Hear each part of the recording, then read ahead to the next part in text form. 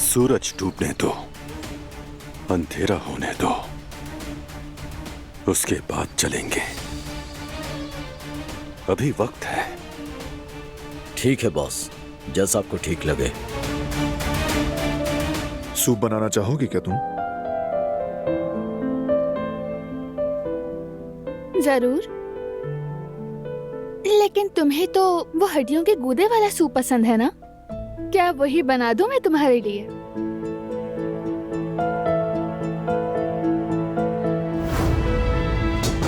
Soup हड्डियों के गूदे वाला होना चाहिए। अच्छा, ये बात है तो मैं अपना सूप खुद बनाती हूँ। तुम अपना सूप खुद बनाओ। हाँ, मुझे कोई मसला नहीं। तो ठीक है फिर। बहुत अच्छे।